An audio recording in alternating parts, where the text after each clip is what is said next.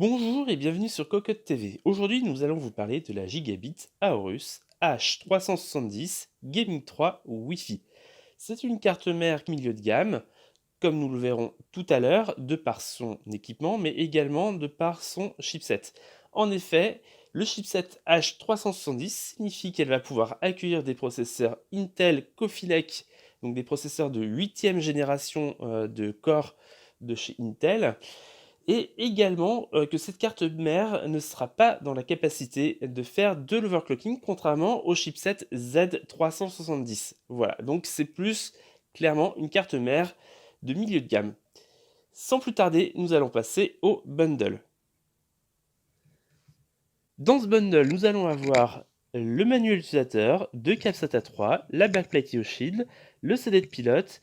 Également, nous avons un petit connecteur pour rassembler tous les câbles du boîtier sur votre carte mère quand vous faites le montage de celle-ci.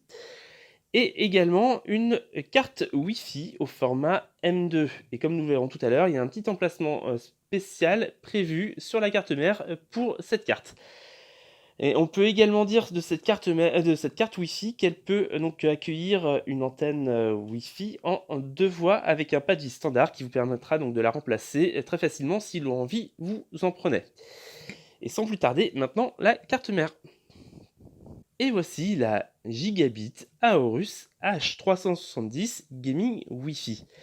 Cette carte est au format ATX, elle va être capable d'accueillir des processeurs Intel Coffee Lake en 1151.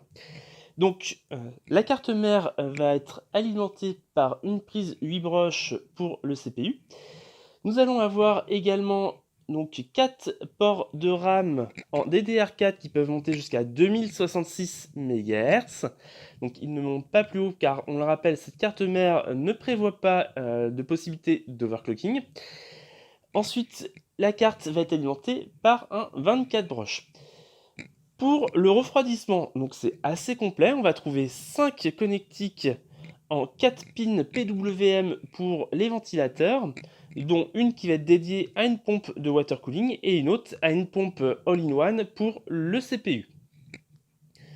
Du côté du RGB, la carte n'est pas en reste, vu qu'on va avoir pas moins de 4 connecteurs différents sur cette carte, dont notamment 2 connecteurs en 5 broches pour faire du RGBW en 12 volts, et également 2 connectiques en 3 broches pour mettre des bandes de LED. D'ailleurs, il y a un petit jumper qui est présent à côté de chaque connectique, permettant de switcher entre 12 volts ou 5 volts afin de mettre la bande de LED qui vous intéresse. Au niveau du stockage maintenant, donc là aussi c'est relativement très complet. On va trouver 2 connectiques ici en M2 pour pouvoir monter les SSD que vous allez vouloir. Également, petit aparté, nous retrouvons ici une 3e connectique en M2, mais celle-ci va être dédiée pour la carte Wi-Fi dont nous avons parlé tout à l'heure. Sur le côté, nous allons trouver 6 ports SATA 3. Du côté de la connectique vers le boîtier, donc là aussi c'est relativement complet parce qu'on va trouver une connectique en USB 2, donc un header qui va vous permettre d'avoir 2 connectiques sur votre boîtier.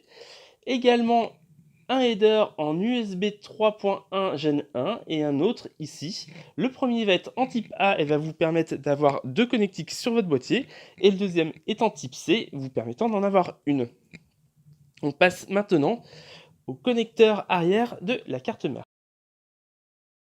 Sur ces connecteurs, nous allons avoir 2 ports USB 2.0 ainsi qu'un port PS2. Juste à côté, nous avons un DVI ainsi qu'un port HDMI. Juste ici, nous avons 2 ports USB 3.1 Gen 1 type A, et juste à côté, nous avons de l'USB 3.1 Gen 2 en type A et en type C. Également, nous allons trouver un port Gigabit Ethernet ainsi que 2 autres ports USB. Et juste à côté, enfin, nous allons trouver 6 sorties jack alimentées par une puce Realtek ALC 1222. Voilà, c'est tout pour cette carte mère Gigabit Aorus H370 Gaming 3 Wi-Fi.